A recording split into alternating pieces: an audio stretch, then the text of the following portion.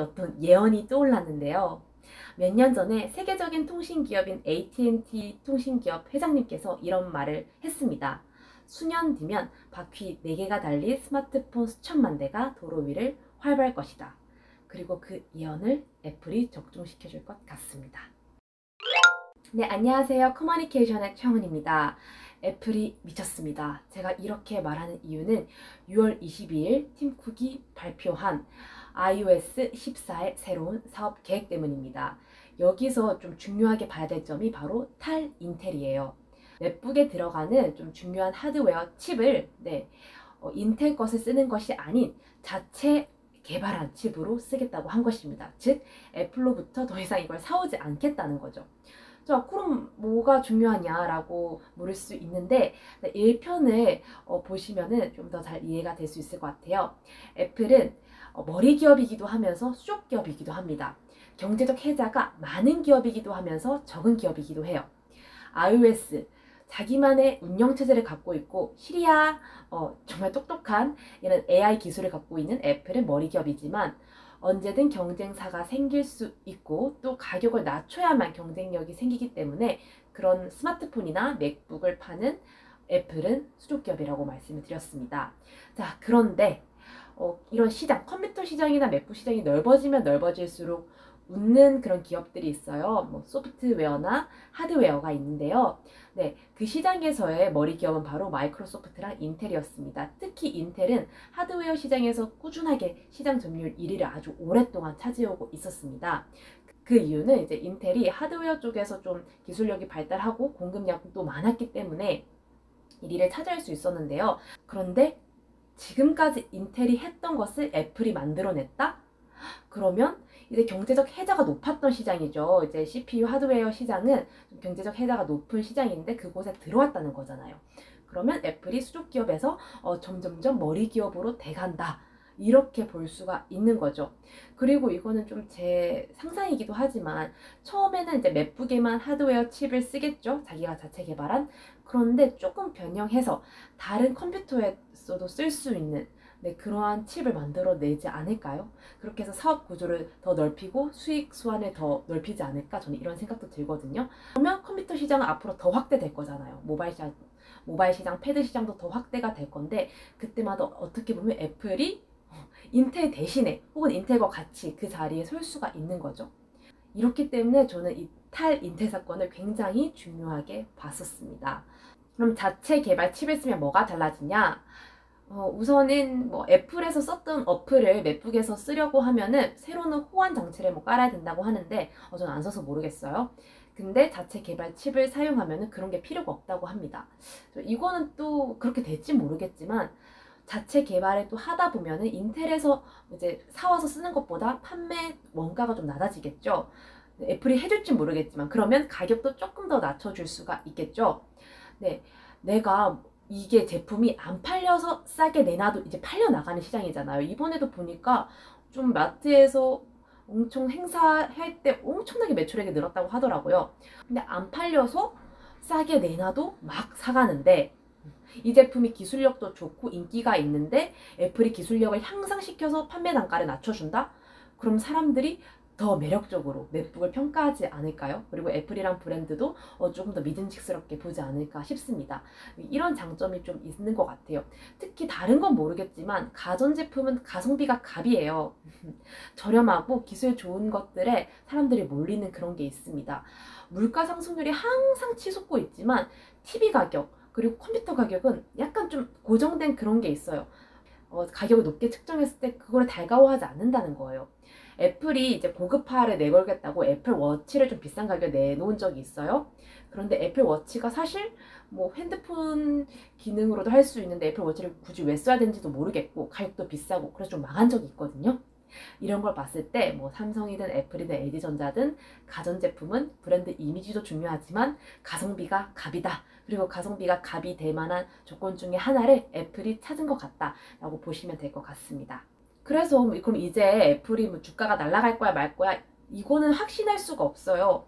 이게 뭐 개발칩이 나왔는데 좀 적용이 잘 안 돼서 다시 인텔로 회귀할 수도 있는 거고, 그리고 뭐 판매 단가를 안 낮춰줄 수도 있는 거죠. 하지만 이거는 확실해지겠죠. 인텔을 투자하시는 분들에게는 인텔을 투자해야 될 매력이 좀 사라졌다. 왜냐면 하드웨어 시장은 지금 인텔이 꽉 잡고 있었는데 새로운 경쟁자가 등장을 한 거죠. 애플이라는 거대 공룡 기업이 등장을 한 거잖아요. 그래서 그럼 굳이 인텔을 하드웨어 하나로 투자를 해야 돼? 나 같으면 애플로 가지 않을까? 약간 이런 생각 들 수 있을 것 같아요. 두 번째 새로운 신사업 키워드는 보안과 연결입니다. 이건 그냥 제가 생각한 겁니다. 애플은 보안으로 유명하잖아요. 우리가 뭐 정보 홈페이지는 해킹을 할 수 있지만 아이폰은 해킹할 수 없다, 이런 얘기도 하듯이 아이폰은 보안에 있어서 정말 강력한 힘을 갖고 있는데요. 자, 그런 아이폰이 이번에 디지털 키를 만들어냈다고 합니다. 네, 이 디지털 키는 iOS 14 버전을 갖고 있으면 자신의 집이나 차에 연동해서 진짜 전동 키처럼 사용할 수 있다고 하는데요. 이런 거죠. 휴대폰에 누가 왔네? 문 열어줄까? 삑 누르면은 문 열리는 거, 그런 거죠. 어떤 건지 한번 살펴봤더니 현관문 뭐 벨에 눌렀을 때 이게 사람이 얼굴이 뜨잖아요. 그러면 이제 아이폰에서 안면 인식을 해주는 거예요. 그래서 내 친구나 가족이네 하고 미리 알려주는 거죠. 위험한 사람이 아님, 이런 식으로 알려주는 거죠. 지금 아파트에 대부분 살고 있는 한국인들에게 이게 필요할까라는 생각도 들지만 해외 입장, 좀 넓은 주택에서 많이 살고 있는 그런 외국인 입장에서는 필요할 것 같기도 하고 뭐 아닐 것 같기도 합니다. 또 저는 이런 기능은 좋은 것 같아요. 제가 집에 없을 때 대신 문 열어주는 기능. 저희 어머니가 가끔 저희 집에 오실 때 맨날 번호를 잊어버리시거든요. 그러면 저한테 물어봐요. 지금 영은아 번호 몇 번이고, 이렇게 물어보면은 만약에 샵 0118이요 이렇게 하면 샵 0118 이렇게 복도에 서라운드로 다 들리게끔 큰 소리로 말씀해 주셔서 보안이 엉망입니다. 이럴 때 제가 잠깐만요 하고 삑 하고 눌러주고 눌러서 열어주면 좋지 않을까 하는 그런 상상도 해봤습니다. 뭐 이런 것도 그냥 귀여운 기능이죠. 자, 그리고 더 대박은 바로 차죠. 21년 출시된 BMW 5 시리즈부터 이 iOS 14 버전을 갖고 있으면 디지털 키로 작동을 할 수 있다고 합니다. 즉 이제 시동이나 뭐 차 여는 거 이런 거를 휴대폰, 차 키를 굳이 들고 다니지 않아도 휴대폰으로 작동을 할 수가 있다는 거죠. 그럼 뭐 디지털 차키 생겼네, 가볍겠네 라고만 생각할 수만 있는데, 사실 저는 조금 더 생각해서 이게 나중에 자율주행에 있어서 좀 핵심 키가 되지 않을까까지 생각이 들었거든요. 지금 자율주행이 되고 있긴 하지만 아직 위험성 문제라든지 그리고 데이터가 좀 많지가 않아가지고 많이 상용화되지는 못하고 있는 그런 실정이잖아요. 그런데 나에 대해, 또 내가 주로 다니는 길이나 잘 가는 장소나 이런 거를 제일 많이 알고 있는 게 누구예요? 바로 폰이죠. 그러면 이 폰을 바탕으로 해가지고 뭐 아이폰이 뭐 디지털 키도 되고 그리고 뭐 자율주행 서비스도 같이 연계가 된다면 엄청나게 편하겠죠. 그리고 이미 디지털 키가 있다는 거는 이미 스마트폰 안에 자동차가 들어가 있다는 거예요. 자동차와 연결이 되어 있다는 거죠. 그리고 만약에 나와 자동차와 인터넷, 이게 연결된 게 바로 커넥티드 카라고 하거든요. 이게 자율주행의 시작이 아닐까, 시작이자 핵심이 아닐까 싶습니다. 이걸 또 떠나가지고 저는 이것까지 상상을 해봤어요. 특히 뭐 저도 차에 대해서 잘 몰라가지고 언제 엔진 오일을 갈아야 되는지, 그 다음에 바퀴가 빵빵한지 안 빵빵한지 잘 몰라요. 차가 무슨 일이 일어나는지 모릅니다. 그런데 이제 휴대폰에서 자가 진단을 내려줘서 주인님 이 좀 고쳐야 됩니다, 차가 아픕니다, 혹은 뭐 차도 AI가 돼가지고 나 여기 바람 좀 넣어줘 할 수가 있는 거죠. 그러니까 미래 기술까지 좀 점쳐봤을 때 이 기술은 앞으로 자율주행 서비스로 가는 길목에 있는 하나의 도약이지 않을까라는 생각을 좀 들었어요. 네, 이런 애플에 대한 얘기를 하다 보니까 갑자기 어떤 예언이 떠올랐는데요.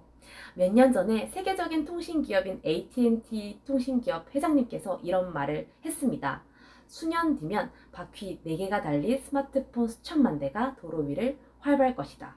그리고 그 예언을 애플이 적중시켜줄 것 같습니다. 세 번째 신사업 키워드는 바로 결제 혁신입니다.